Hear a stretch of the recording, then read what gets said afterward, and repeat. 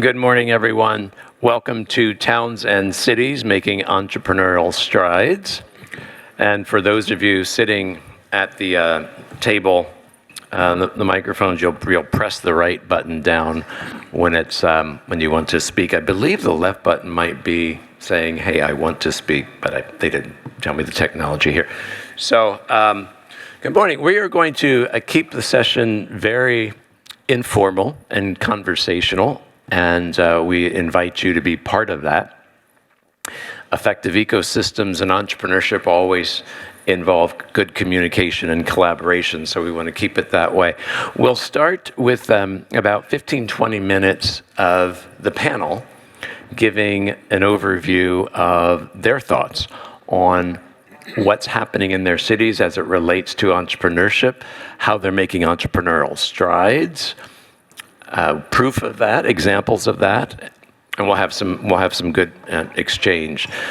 Well, I know we are up against the one in between lunch, so we'll try to make this as lively as possible so no one falls asleep lunchtime-wise. I am Philip Gaskin, and I head an organization called the Gaskin Group, and we do a strategic advisory around the world for organizational leaders looking to make the maximum impact of on their social investment. I'm currently a fellow for Living Cities, an organization based out of the East Coast that helps reducing the wealth and income gap. Do some quick short introductions here. We're going to dive in. On my far right, Marcela Escobar Arango. Got it right, didn't I? From Manizales, Colombia. And she is a bilingual business economist with over 20 years of experience driving innovation, entrepreneurship, and regional economic development through strategic alliances, ecosystem building, and project leadership. Welcome. Joanne Kelly, to my right, from down under in Australia. Welcome. She brings over 30 years of experience working with government and Aboriginal community-controlled organizations, and her career spans education, training, cultural heritage, governance, business planning, out-of-home care, family research, and community development. Welcome. And to my left, Corey Rice. I'm formal, so I have to say her formal name, Corianne Rice. Director, Entrepreneurship and Economic Development at National League of Cities. And Corey oversees operations of technical assistance programs aimed at helping city leaders build more inclusive economies with particular emphasis on racial and gender equity. Dan Robeson, to her left. Dan is Executive Director, Jackson County Chamber. And I should say in Indiana, obviously. And the host people, we have two hosts on the panel today. So the Chamber and their Spark Entrepreneurship Initiative launched late in 2023 and was born out of a deep passion to support and equip rural entrepreneurs. And I'm so glad to have a rural touch on the panel as well.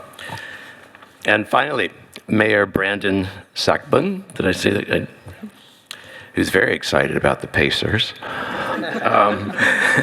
That's for Dan, as Dan is as well. Mayor of City of Terre Haute, Indiana. And it's a long bio, a fantastic bio. One of the things that stood out for me is that he has experience in project management, planning at the operational and strategic level, logistics, and advising government organizations. And for a mayor, that's fantastic. His mayoral campaign was focused on revitalizing and modernizing a city with a declining population and stagnant median income. Welcome, everyone. I think that's a good place to start, Mayor, is how do you make strides in a city with a declining population? And when we have the theme in some of our cities, and especially in rural America, where manufacturing was so present. Yeah, thanks. And we'll go ahead and kick it off. So obviously a difficult question. When you look at the United States of America, and let's talk about the Hoosier State for a second, 60% of the jobs from 1940 till now are non-existent. They're not there anymore. Technology has changed, innovation has happened. When you look at manufacturing productivity, the United States productivity is the highest it's ever been, and the total percentage in the job market is still only 10 to 12%. And that needs to be a wake-up call for smaller towns and cities, specifically in the Midwest and the South. And here's why. When you create this focus on being the warehouse capital of the world, on manufacturing over and over again, you create 1,000 mini Terre Haute Indianas. We had Sony DADC, and we loved Sony DADC. They employed 2,000 Hoosiers. And then Blu-ray happened. And then the are we on the PS5 or PS6? Oh, I didn't know we were. I think we're on the PS5. So the PlayStation 5 now, all these games are digital and you download them. And so a plant that employed 2,000 people now employs 275 people. So you look at these towns, at these cities that have universities like we do. We have 4 universities. One of them is here, Rose-Hulman Institute of Technology. Indiana State's also here, Ivy Tech and St. Mary of the Woods. How do you create a community that is honestly recession-proof? And that's something we've really been focused on, partnering with higher education, partnering with our local high schools to promote entrepreneurship and innovation, to promote a balance, and this is an oversimplification here, but of blue-collar and white-collar employment. How can you create an economy that is set up to where if one specific industry falters, your town does not decay? We had a population of 75,000 people.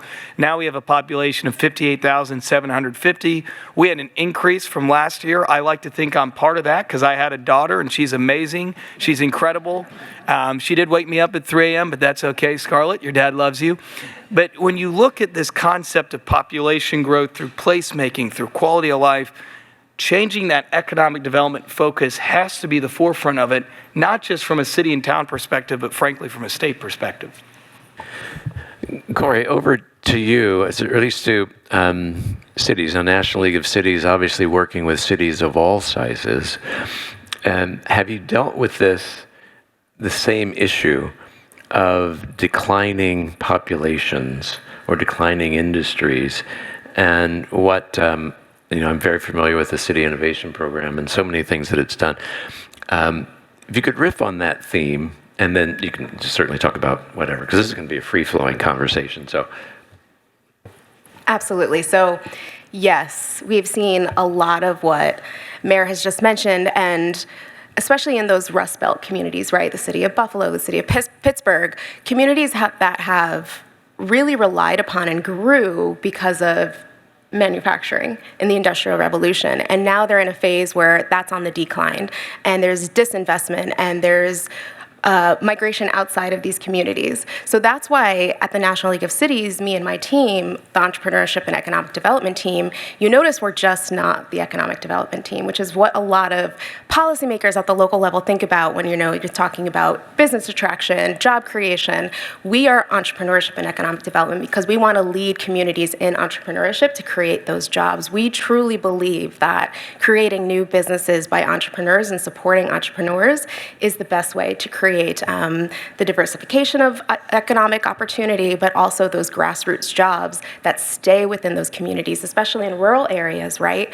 These jobs are the ones that meet those needs of those communities. So we are really honed in on supporting entrepreneurs by supporting our city leaders and reducing the barriers that stand in the way of small business ownership and creation.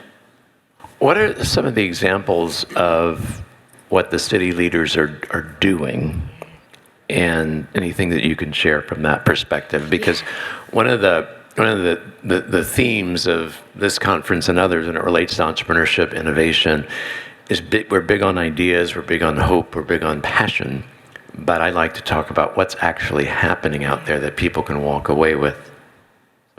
We have tons of examples. I'm going to only list a few. So we represent cities of all shapes and sizes, from all geographies. Over the past 5 years, we've run this one particular program called the City Inclusive Entrepreneurship Program, which you mentioned, Philip. We've worked with over 248 unique cities over the past 5 years, so we have tons of examples of what cities have achieved. We've worked with cities as small as Moab, Utah, which used to have a population of about 5,000 people, to cities as large as Detroit, New York, Chicago, New Orleans. some cities will, the city of, who was it? Jacksonville, Florida, for example, we worked with them on an initiative to support childcare providers and childcare owners. When you think about it, a lot of childcare providers operate informally. They watch their neighbors' children, or they watch their nieces or nephews, and they also often do so for a negotiated rate that's often below market rate or for free. And so what we were looking to do was kind of formalize these providers and to inspire them and to recognize themselves as entrepreneurs, because that is exactly what they are. So we worked with the city of Jacksonville, Florida, and helped them create this accreditation academy, where what they did was they collected a group of about 15 to 20 childcare providers. They brought them through these accreditation academies to get certified as a quality childcare provider center, and then they could be registered on the state childcare list, and so they could be easily found by families, parents looking for childcare providers. And they used the funding that we provided them to give these businesses small amounts, nominal amounts of money to get started, to grow, to scale, to make improvements to their facilities. And they held a graduation ceremony to celebrate their achievements. So that was one way of recognizing the great work that they did. Another city we worked with, Heather is in the room from Raleigh, North Carolina. We were working with them on connecting city governments with startups. So city governments have a whole host of issues that they're looking to solve. Startups usually have a lot of great solutions to these problems, whether that's with civic engagement, transit systems. What Raleigh was looking to solve for was issues with their affordable housing stock. So what they did was they pulled together, they created this community type of event where they identified 5 startups in the ADU space, the accessory dwelling unit space, and they had a pitch competition. So they invited everyone from the city of Raleigh to come and to participate in this pitch competition. And over 200 people showed up. It was wildly popular. They actually had to close registration. And they had these 5 startup companies pitch their ideas to the community. And the community got to vote on who they thought was the best fit for an affordable housing solution in Raleigh. And then the money that they used through our program was given to the winner of that competition so that they could go on and work on the solution that best fit the needs of that community. Got it. So a theme I'm picking up is 1 is collaboration, 2 is listening, 3 is inclusion, and there's probably a couple of others there. Any others that you would say are the big themes of the program?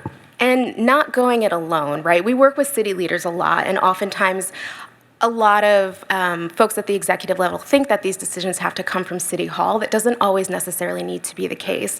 Utilizing the community and also leaning on those partners at the community level, whether that's the chambers of commerce or the universities or the businesses themselves, is often what's necessary to move the needle.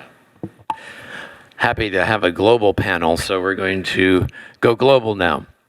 So Marcela, where is Manizales? Where is it? And tell us about Manizales Más. And as you've listened to the first 2 panelists, anything on this theme of building from scratch or rebuilding come to mind? Yes, perfect. So Manizales is a middle-sized city in the middle of the coffee region in Colombia. Is where we grow like almost the coffee you have. Okay, so we're a city with 400,000 inhabitants, with 5 universities, and a lot of coffee for sure, and metal mechanic industry. What happened was 13 years ago, we have a lot of rain every time. But we had like an infrastructure problem, and we were without water 21 days. And that with no water, without hospitals, without water, schools, like everything. So what happened was that the leaders of the community said, okay, we have to do something because our leaders are not doing enough. Our young people want to go abroad or live in bigger cities. So what are we going to do? So the answer was entrepreneurship and understanding how to change the community and the infrastructure and the ecosystem to really motivate young people and companies to grow being in the city.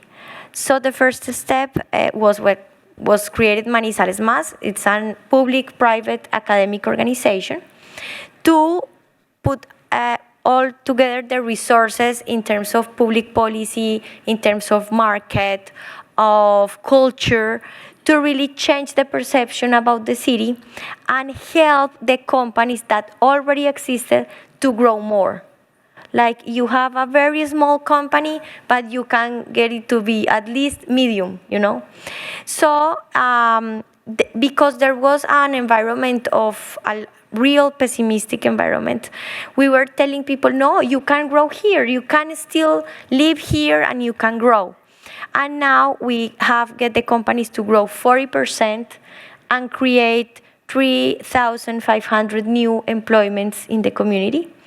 And now what we're facing, that it's a very happy problem, is how to get those companies to export and to see bigger markets as an opportunity for them.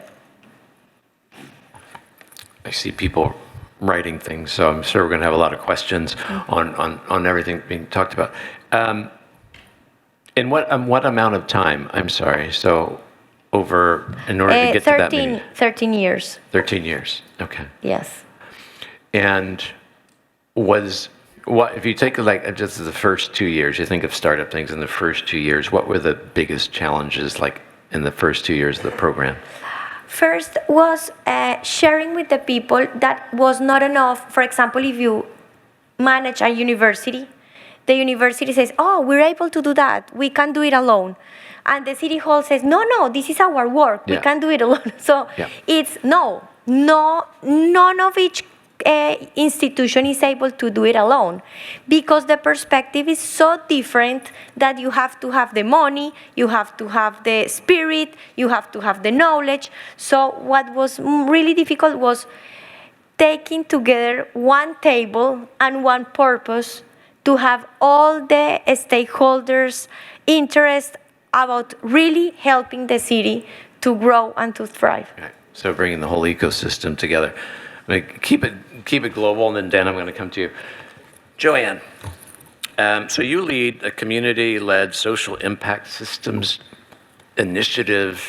change initiative called Stronger Places, in a regional area in Australia, and I was so happy to visit you all last year down under, and get a feeling of the work that you're all doing. But tell us about the organization, how it came to be, why it came to be, and what's unique about your area.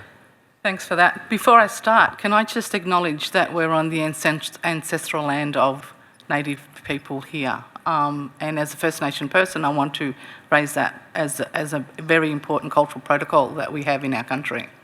As a First Nations Dunghutti woman, I've lived and worked in our community for over 30 years. So the work that we're doing now in terms of systems change work is looking at the red tape of government and how we unwrap that to amplify the voice of community. So some of the challenges that we have at the moment is, this time last week, we were on the ground in flood recovery.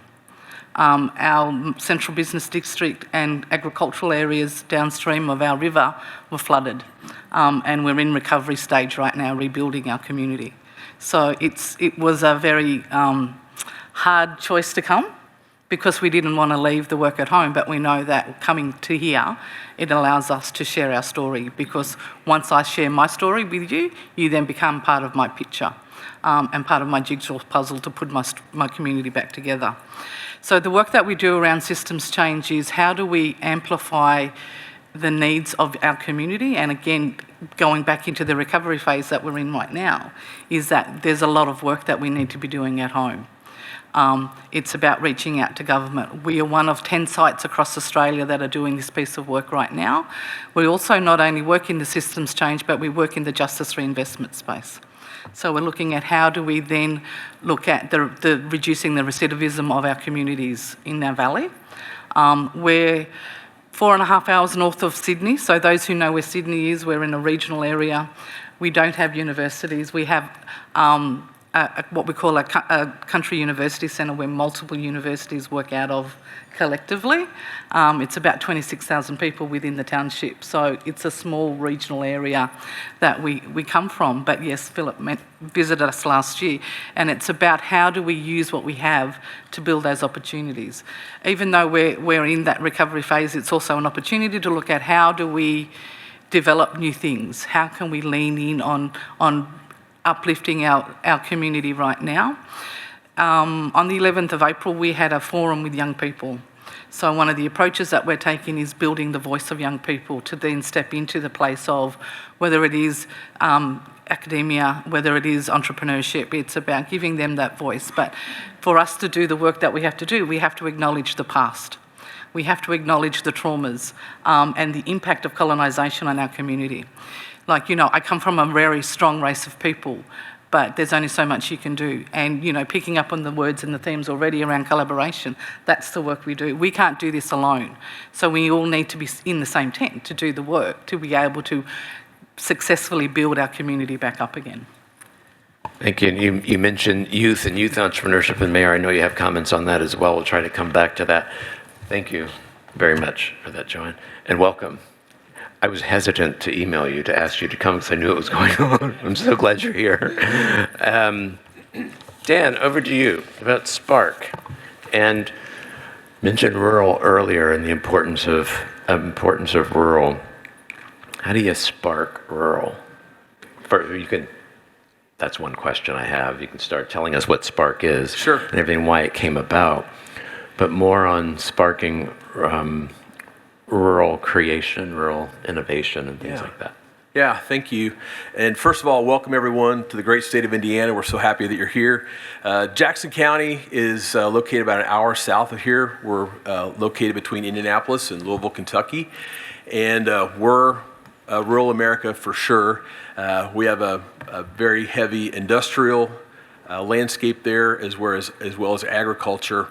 But kind of sticking with the youth theme as well, that's one of the things that got us curious about innovation down in Jackson County. We've for years had a high school entrepreneurship pitch competition called Maverick Challenge, and it was great. It really brings a lot of people together in the community as coaches, mentors, judges, and the teachers really get behind it. There's this great energy behind it, but what happens is when we get to the end of the competition, we give out the big, Price is Right checks to the students. We snap some pictures, put it on Facebook and Instagram, and then we just move on. And some of these students actually had some of them did it for the grade, let's be honest, but some of them actually had like legitimate business ideas that they actually could run with, but there was no structure, there was no resources readily available to them on the backside of that process. And that's what really made us curious about rural entrepreneurship. And we see a lot of great things going on in the state of Indiana. I hope you've been exposed to those great things that are happening here in our state. But it seems like those things tend to happen first in the more urban centers in our state. And we were like, well, why not us? Why can't we lean into this? And so we got curious about developing an ecosystem in rural Indiana. And I'm happy to say that in less than 3 years, we have had dozens of programs. We've launched a program that's specifically to connect with our Latino entrepreneurs in Jackson County. We have about a 30% Latino population in Seymour, and we wanted to connect to that community, our neighbors there, and help resource them. We're building a co-working space right now. We launched our own venture capital fund that's particularly interested in Indiana rural entrepreneurs and what they're doing. And so there's a lot of innovation, a lot of ability, we believe, in rural Indiana, rural America, and globally, I believe, in rural communities. You just have to have the will to step up and do big things. One of the things that I would add, if you're an entrepreneur support organization in the room or anyone that might hear this, is how do you make your services available virtually and at nominal cost? When I was vice president of entrepreneurship at the Kauffman Foundation, one of the things we realized that we had a program. It was called Kaufman Fast Track. Some of you may know it. It's an online learning and development for entrepreneurship, and we were charging there's an online version. We were charging a fee for it, and we said, why? We finally said, why don't we just democratize access and make that part of it free, and then in classroom would be a fee, but if it's online, so that it can reach more people, right? And so it's just something it would say. So I want to now turn it over to questions. This is when it gets interactive, and questions back and forth from the panel as well. Inter-panel questions or with audience. If there's people, I'm sorry to be rude, there are people behind me. I feel like the performer in the round on the stage that doesn't turn around and sing to the audience. Feel free to. I don't know if we have a microphone in the room, but you can certainly come up and ask a question. Any questions to start us up of any type? I don't have anything to say, but I just saw these mics, so. Yeah. No, actually. Yeah, right. I saw you at the beginning saying, "Oh, we got mics." So I'm from a community that's probably the poster child for urban decline, a community called Flint, Michigan. In the 1960s, Flint had the highest per capita income, second highest per capita income in the United States, and I think most of you know what has happened since then. Seeing what's happened in Flint, and I lived in New Jersey for 31 years. I moved back to Michigan in 2007. But seeing the devastation of communities like Flint, Detroit, Pontiac, Saginaw, Benton Harbor, kind of motivated me as an entrepreneur. I'm a tech entrepreneur, exited. It inspired me to look at how we might change that situation. And I hear a lot of things that seem to be in concert with what we are trying to do. So we have an organization called the Urban Entrepreneurship Initiative.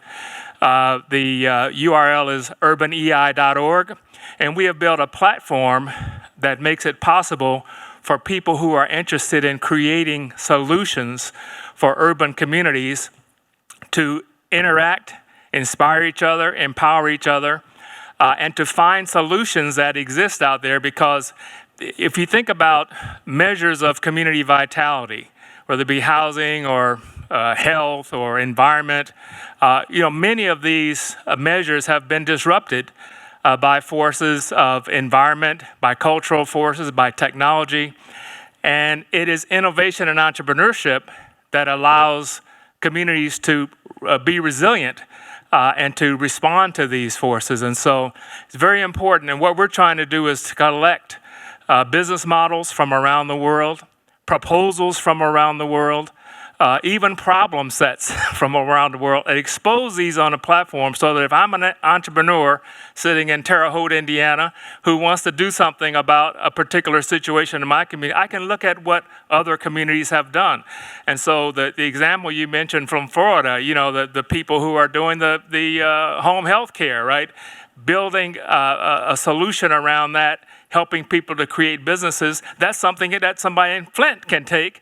And so if the business model is exposed and available, that's something that I think we can benefit from. So we're trying to use technical solutions and AI to make this information possible on a wide scale. And we have stickers. I'll be sure to grab a sticker at the end. Thank you very much. I think that's a really important point that connects to the common theme that a lot of the panelists have touched on, which is collaboration. So to localize this, I want to talk about a specific Terre Haute example because Brian's in the room. What Rose Holman Ventures was able to do. So he runs innovation for Rose Holman Institute of Technology. They create a program where college students can do research and patents for companies, and then those companies have a space to work out of in Terre Haute, Indiana. They then parlayed that into a medical research and surgery center with Union Health, one of our largest employers. Union Health then goes, well, we kind of have a nurse shortage. college. So they then parlayed that into high school and college programs to grow the nursing workforce. And then we all realized we have a housing problem in the city of Terre Haute. So we took funding from the federal level to launch a very expansive housing project, modeled off of another mayor who tried to build 1,000 homes in 1,000 days and did wonderful in South Bend, Indiana, Pete Buttigieg. And so we took 4 different concepts from 4 completely different industries that had all pretty much been done before, whether in the United States or globally. You try to explain that to the city of Terre Haute, where the median income is $41,000, and they'll look at you and say, young man, I'm just happy you brought a Chipotle to town. One of the problems that I see in the political side of the conversation around economic development and entrepreneurship is a lot of our leaders, frankly, nationally, at the state and even locally, they really get distracted by, well, you know, people don't quite understand this, they can't relate to this, and you're trying to synthesize messages down. And so in Terre Haute, to get all of that collaboration to be possible, right, there's 4 different entities that just worked on one problem. We really dumb it down. We focus on population growth and increasing the median income. For every one company that we get to launch a small program in the city of Terre Haute, it can be 15 jobs that pay $80,000, or it can be Intech, a battery lithium separator that we got last year that's in construction. That's 600 jobs at $66,000 a year. So we try to focus on how can we add to our population, and how can we make your life better in Terre Haute? How can we get you a job that you can make more than $41,000 a year? And I think the difficult part of these conversations, of these groups, is to simplify some of the great ideas, the energy, the enthusiasm we have at this round table that's pretty interesting for a panel, and some of the ideas from the folks behind us. How do we summarize that to a message that policymakers will not run from?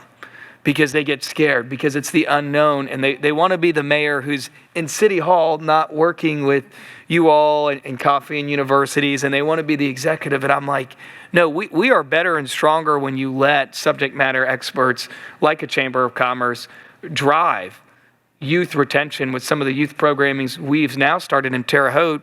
The city announced it, but it was our chamber, right, that did that. So I really, that's a good theme that I think transcends the entire conversation of the focus that we need to tell our policymakers, wherever you are all from, summarize it down. Can you increase population? Can you raise median income? Because they're going to get distracted, right? Turn on the news. There's a distraction right there. And a lot of these leaders kind of get scared. They get put into buckets. And unfortunately, we're moving to a culture that's separate pots, not a melting pot. And we've got to beat that. We have a roaming microphone now. There's a question behind. Hey, Linda? Thank you. Shout out to Dr. Tarver. I'm also from Flint. I've worked with living cities, and I've worked with mayors, and I've worked with foundations like the Kauffman Foundation. I'm really curious to hear from the panel and anyone, honestly. What I see as a major challenge is there is a very strong focus on the startup, on that stage 1 beginning company. And yet there's a whole network of businesses out there, especially small and medium-sized manufacturers, which is what I've focused on most of my career, who, with the right guidance, the right TA, some infusion of working capital, would really benefit and be able to add those jobs that we all want to see added, right? And I'm also curious if anyone has seen entrepreneurship through acquisition work, which is another way of connecting businesses that are likely to close their doors because they don't have a successor, unless there is an opportunity to find a new founder. And some programs that I'm working with, one in Cleveland, is really looking at women and entrepreneurs of color to try to increase that wealth creation as part of that effort. So thank you. So thank you. Just right behind me, Linda. basically our biggest innovation was the approach of not necessarily helping startups, but really helping companies that were already living in the community, that already have markets, teams, chain supply, everything. So what we did was taking them from here to here. And when we do that, we are doing two things. One, we're changing the culture because we're telling the already existing companies it's possible to do it in the city. And the second one, of course, we are increasing the income of those companies and making them grow and helping them to create new employment and, of course, new services for the community. So that approach really helped us to understand that we already had all the inputs we needed to make the community thrive. Was not necessarily to create huge unicorns or nanotech, biotech. Of course, we like those, but right now what we have are bakeries and traditional companies in traditional markets that can do way better than they do, and that impacts really, really economic development. Dan. You really piqued my interest when you talked about acquisition entrepreneurship, because this is something we've got interested in here in rural Indiana recently. I think the statistic is that 65% of our small businesses in Indiana are owned and operated by someone who's 60 years old or older. And I think the Pew Institute has called this the silver tsunami in a sense. And so that is terrifying to us in rural Indiana. And Mayor, I would say you'd probably agree as well. So we've got really interested in this, and we've launched a campaign. We call it Spark Capital. We actually have a couple of guys working on it right now. They're actually in Seymour this morning talking to some potential investors. They've raised $3 million so far. Their goal is to find 2 to 3 businesses that they can acquire in the next year and start saving some of these businesses. Now, we talk about unicorns. Most of these businesses we're talking about are what we call non-sexy. They're not sexy businesses. They're fiberglass fabrication businesses. They're they're not, but they are the backbone of our economy in the state of Indiana in a lot of ways. And so if anyone else in the room is interested in acquisition entrepreneurship, you're doing work in that space, I'd love to chat with you after.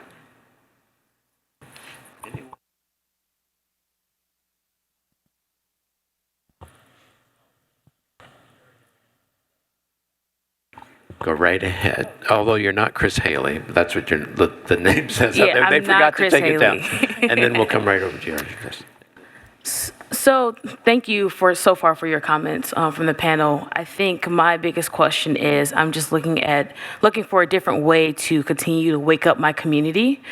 We are in a space where we are essentially launching a nonprofit business incubator, but we're doing it all from ground zero, where we have an ecosystem that doesn't really exist, and that is from the lovely city of Gary, Indiana, where the steel mills were really prevalent during my grandparents' era, and now we don't really have a grocery store, maybe one pharmacy.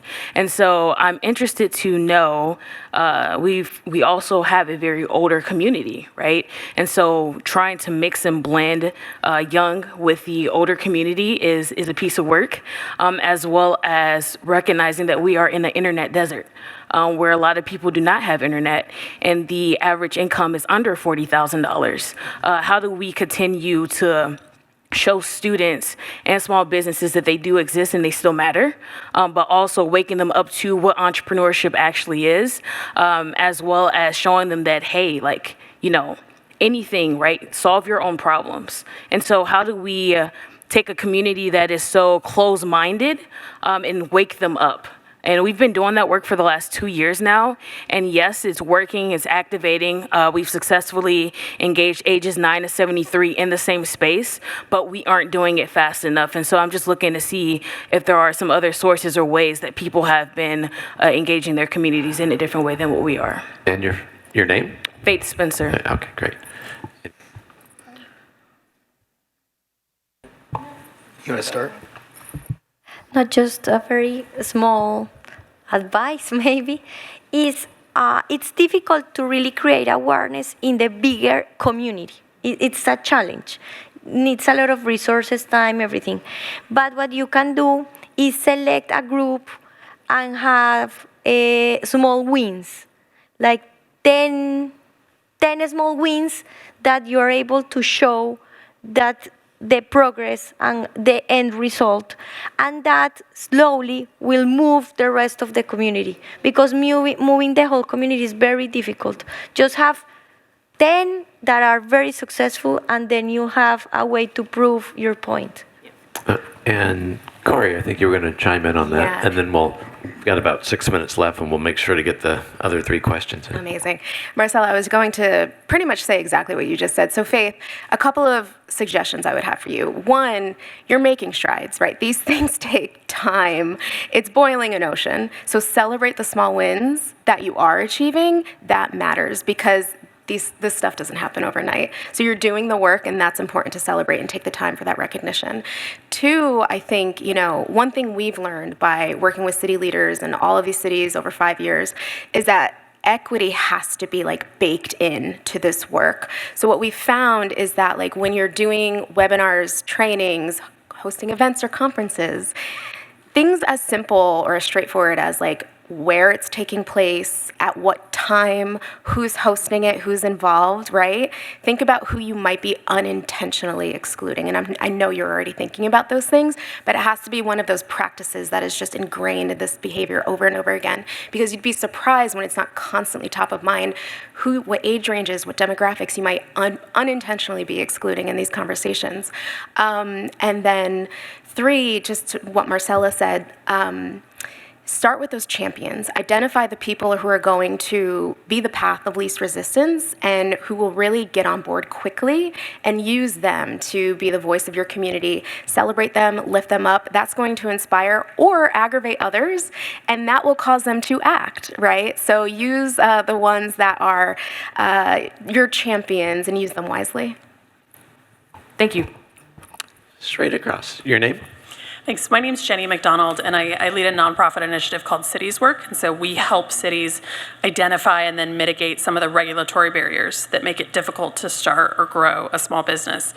And one of the things that we see is that folks in the economic development department are often, obviously, very much in favor of supporting entrepreneurship, but folks in other departments within city government are not, right? The health department's job is to make sure people don't get sick. It's not to make sure that you can open your restaurant easily. And so my question for the panel is just, how do you deal with kind of those competing interests within City Hall? And do you have any recommendations for how to bring everybody together under that entrepreneurship banner? I have 12 gray hairs, and 11 of them are because of this conversation. No, I think we have a lot of silos in government, whether it's local, state, or federal. Oh, is this the city's job, the county's job, the state's job?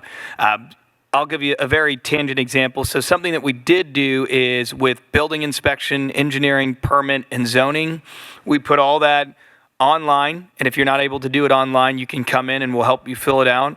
You can get your site design approved, your building inspected, all within 24 hours. That is our goal, is within 24 hours, can we have someone from the city on ground to make sure that your parking plan is good before you start construction. So that way you don't have to change anything.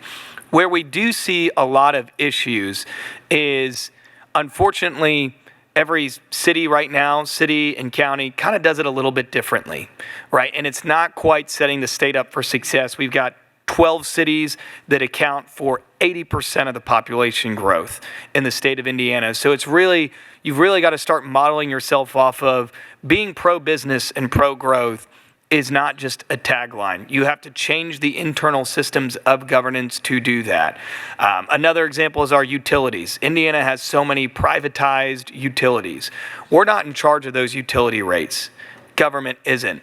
But we did secure some funding from the previous administration to replace HVAC and AC systems, both commercial and residential, for a number of our smaller businesses. And I'm happy to kind of tie it into your question as well.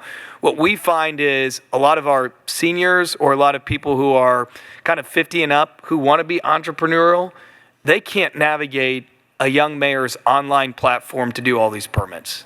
And we get that it's difficult, so we have to deploy individual teams to go to their door to help them out. We've got a lot of seniors who want to sell dry cleaners, grocery stores, American Legion groups that are aging out, that are getting older, that want to pass the baton. And so we have to connect younger people to them to help make that connection, but to also make sure that that business is still there. We run into a lot of these issues, and it does take consistent communication, but also we have a number of project managers within the city who have full-time jobs as well as their project management side from the city's end. And it's part of that's building a good staff within government that is always looking to remove those barriers. Corey, did you have something real quick? Yeah, real quick. And then Dan. Yeah, Mayor Stockman, great comments. And one thing I would add is we've seen a lot of cities establish like a navigator or liaison type of program to be that connector between all the different agencies and departments so that residents don't have to deal with that headache of going back and forth. And then that creates that internal dialogue between the different departments that can make things more streamlined. Sorry about your 12 gray hairs there, Mayor. Interesting you brought up the health department, because that was an immediate tension that we felt locally in Jackson County in getting new food businesses open in a seamless way. So our strategy was we did something for them first. And so I mentioned our strong Latino population in Jackson County. We partnered with Ivy Tech, the culinary arts school here in Indianapolis, and found that there was a professor here that teaches the Serve Safe commercial food certification course in Spanish. So we invited her to come down, we put it out to the community, and we had 24 people go through that course in Spanish, and all 24 passed it. And if you know anything about Serve Safe, the typical pass rate is about 62% on that. I failed it once myself back in the day. But we had 24 people that were now trained in proper food safety. And we were able to then go to the health department and say, hey, we did this. Would you like to partner and do this again? Next thing you know, the health department is hiring a bilingual staff member now that goes out and helps them with food safety inspections. And I know that sounds like super Stone Age to a lot of people in the room probably, but things move a little slower in rural Indiana, but we're making progress. And so our strategy there was we went out and did something for them first. We added value to what they're doing. We made their jobs a little easier. Right. And all of a sudden we have a partner. Sorry about that. This is why I asked for a different time slot and a longer one, because I knew this was going to be a fantastic conversation where at time, and I'm sorry I didn't get to all the questions, but the panel's here to answer questions for you. Joanne, I want to close with you. When you listen to all of this, what comes to mind for where you are?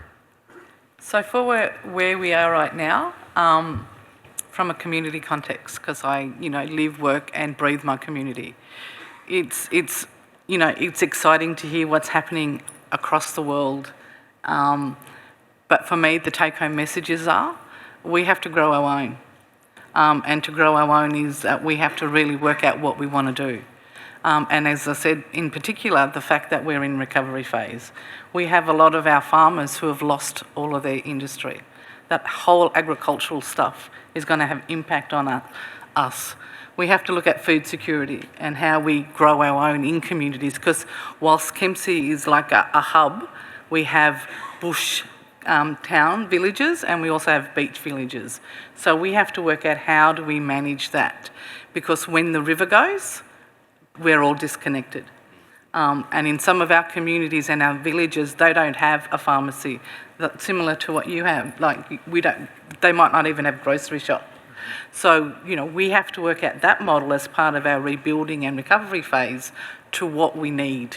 I worked in what we call a local Aboriginal Land Council. That's the cultural and heritage background side of things 10 to 12 years ago.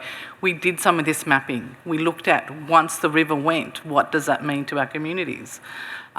We haven't done the work. We developed 39 projects, both short, long and medium term, but none of those have hit the ground. So it's about going back to review and reflect on what's happened, what documents, what policies, what procedures we've developed in the last 15 years in our community that hasn't gone anywhere, and pick them up to then morph them into something that we need to be doing right now. Because it's about what we have, how do we get on the ground, how do we build it up, how do we focus on who are our champions. Because at the moment, our community is under this veil of recovery and distress and trauma. And trauma plays a big role in everybody's life, and how do we recover from that?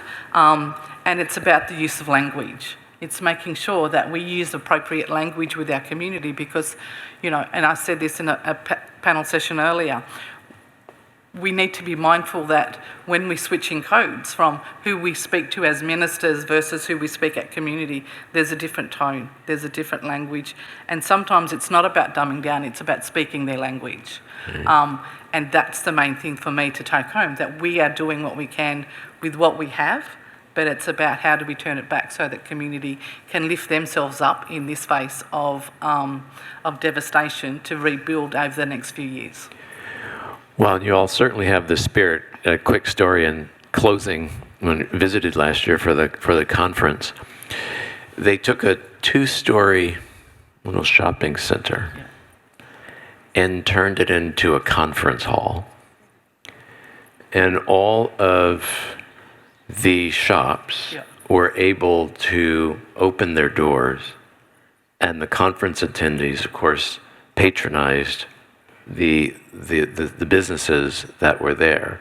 And they created this community out of a building and a conference hall, and it was full of love and spirit. And we still use that space now when we do community events. So last year when we had Halloween, we activated that with 300 kids who were dressed in Spider-Man and ghosts and all of those amazing things. And their parents were dressed like that as well.